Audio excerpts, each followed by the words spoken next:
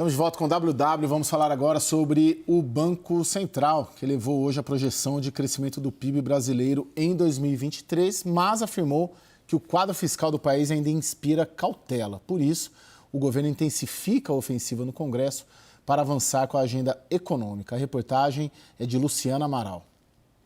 Segundo a autoridade monetária, o crescimento da atividade econômica no país será de 2,9% em 2023. Para o ano que vem, o BC projeta um avanço de 1,8% do PIB.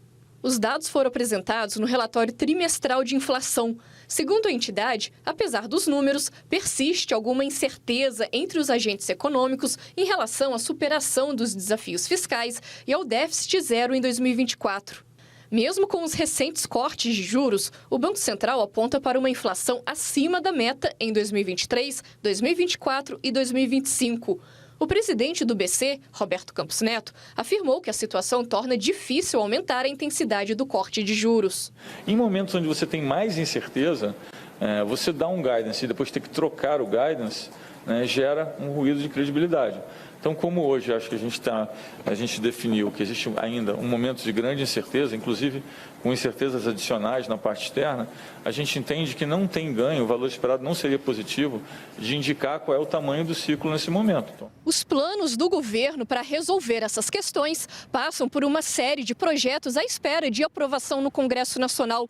Após uma paralisia nos trabalhos nas últimas 2 semanas, o presidente da Câmara, Arthur Lira, se reuniu com o ministro da Fazenda, Fernando Haddad, e decidiu acelerar o ritmo de matérias de interesse da equipe econômica.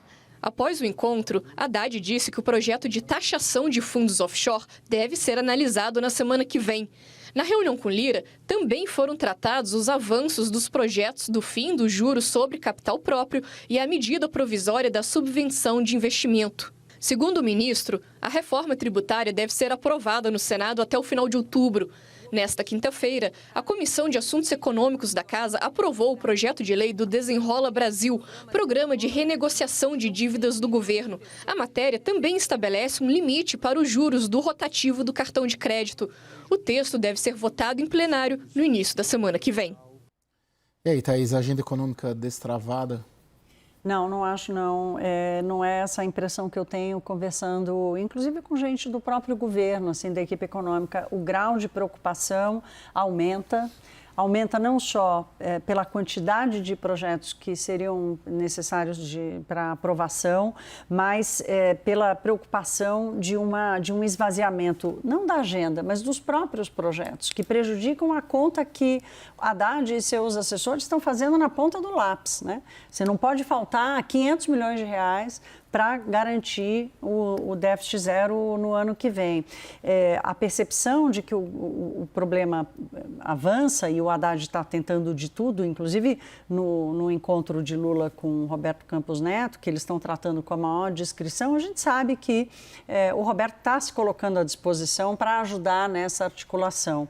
E o Roberto já tem feito isso, defendido a pauta, defendido o próprio Haddad, mas há uma resistência muito forte. Hoje me disse um grande articulador da equipe econômica em Brasília, ele me disse o seguinte: a minha preocupação não é só o Congresso, a minha preocupação é o setor privado que está indo ao Congresso e está tendo uma voz muito mais ativa do que o próprio governo na defesa dos seus projetos. E essa ida do setor privado é contra o que o governo quer, que é de aumentar a carga tributária, aumentar a taxação. Então, por causa do embrulho que o governo conseguiu fazer, que é a taxação dos super ricos, que é uma justiça tributária, alguma coisa pode sair, mas não no tamanho e na dimensão que o governo precisa para fechar as contas. Ô Daniel, teve um fato político importante hoje, que foi o encontro do Fernando Haddad com o Arthur Lira, lá na residência oficial da presidência da Câmara, 10 horas da manhã.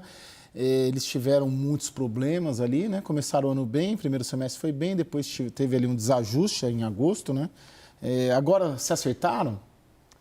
Então, Caio, você fez um bom resumo. No primeiro semestre eles se deram muito bem, a ponto de Lira comentar com algumas pessoas que ele, Haddad, seria a pessoa ideal para substituir Rui Costa na Casa Civil, tendo um papel muito maior ali de articulador do governo, não só em questões econômicas. Agora, realmente, quando Haddad dá uma entrevista em que diz que, olha, a Câmara está com um poder enorme e está usando esse poder para humilhar o Senado e o Poder Executivo. Engraçado que, conversando ali com as pessoas próximas do Haddad, todo mundo relata que o próprio Haddad não se deu conta na hora desse erro que ele cometeu e saiu dali tranquilamente depois dessa entrevista. Aí percebeu o estrago todo e Lira simplesmente cortou a interlocução, não respondia nem mais mensagem de WhatsApp do Fernando Haddad. Hoje foi uma tentativa de recomposição e foi bem sucedida, tanto que o Lira já prometeu que na semana que vem coloca para votação fundos exclusivos, fundos offshore, agora no mesmo projeto. Tem o Marco das Garantias, não é uma medida arrecadatória, mas é uma medida bem importante na agenda econômica do governo, a conclusão da votação do Marco das Garantias e das debêntures de infraestrutura também. Isso é positivo. Agora, não garante o restante da agenda. A gente percebe, conversando com vários líderes de partidos ali do Centrão, que essa agenda dos fundos exclusivos de offshores está mais bem encaminhada. A discussão agora é sobre o tamanho da dose ali, o tamanho da alíquota, se vai ser mais para o lado do que o Ministério da Fazenda quer ou se vai ser mais do lado do que os empresários querem.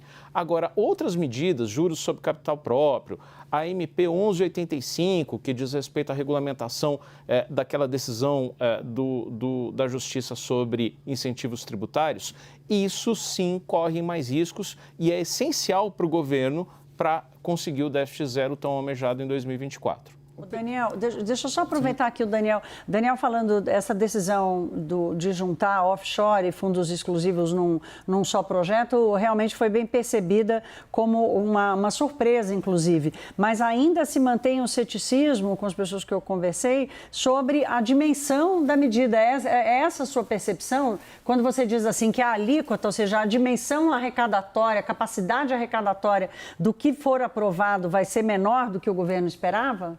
Totalmente, Thaís. Quem vai definir essa questão são os partidos do Centrão, os partidos ali recém-incorporados na base do governo, PP, republicanos, e aqueles que têm um alto índice ali de traição, né? União Brasil, por exemplo. E o que esse pessoal tem dito muito ali nos corredores do Congresso? Que a propaganda do governo acabou colando. Esses fundos viraram fundos dos super ricos na opinião pública. E que é muito difícil para qualquer deputado desses partidos tomar uma decisão de votar ali contra um aumento da tributação sobre fundos de super ricos. Isso é fato. Então, é considerado que essas duas taxações tendem sim a passar. Agora, com qual alíquota?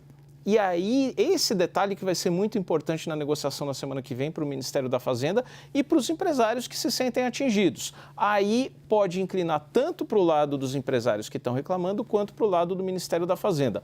Hoje, parece que se inclina mais para os empresários. Ô Pedro, quanto o governo como um todo está empenhado nessa agenda econômica? Olha, a gente vê uma pressão muito grande sobre o governo no Congresso Nacional por parte dos partidos de esquerda, sobretudo do PSOL. Eles dizem que o governo está omisso diante do que eles chamam de uma ofensiva conservadora no Congresso Nacional. A bancada do PT, por exemplo, sequer se reuniu para discutir a questão do marco das terras indígenas. Então, o PT também não se colocou, não se posicionou sobre casamento gay, sobre descriminalização do porte de drogas, nem nada disso. Então, a impressão que dá é que o governo está juntando munição, está esperando para ver ainda exatamente qual é o nível de apoio que eles têm ali no Centrão, o nível real de apoio, porque eles têm o apoio de vários partidos que não estão dispostos a ajudar o governo numa pauta de costumes e dizem que vão apoiar o governo numa pauta econômica. Mas esse teste, efetivamente, ainda não chegou. Então, a expectativa do governo, nesse sentido, é essa. Eles não vão gastar energia agora. O próprio presidente Lula não tem se manifestado nessas agendas, nessa disputa do Congresso Nacional com o STF, porque eles estão juntando força para o embate que interessa. Na verdade, você está falando que está havendo uma troca, né? O governo entrega os dedos para a agenda conservadora, vamos dizer assim, a agenda de questão fundiária, costumes, para preservar os anéis da economia, da agenda econômica. Os presidentes dos partidos que apoiaram agora mais recentemente o governo Lula, o Marcos Pereira, do Republicanos, o Ciro Nogueira, do PP, eles dizem que os partidos são independentes, dizem até que são de oposição e que, eventualmente, os partidos vão apoiar o governo na pauta econômica. E o governo sabe que esse Congresso eleito no ano passado é um Congresso majoritariamente de direita, majoritariamente conservador, então nem adianta o governo querer contratar essas disputas agora. Só que isso gera um desgaste com a base histórica do que elegeu o Lula. A gente lembra, ele subiu o Palácio do Planalto, recebeu a faixa com várias pessoas que representam a diversidade, uma pauta identitária. Muita gente esperava que o governo Lula fosse ter um engajamento maior com essa agenda identitária, mas eles não estão tendo esse engajamento. Eles estão esperando a agenda econômica chegar, porque ali eles conseguem formar uma maioria no Congresso Nacional. Agora eu queria trazer um ponto aqui, Caio, que é o seguinte... O governo, enquanto essa rusga entre Congresso, Lira e Haddad e tal vai se dando, e mesmo dentro do PT tem muita gente no PT que é contra a agenda do governo, né? Contra a agenda do governo, a agenda econômica.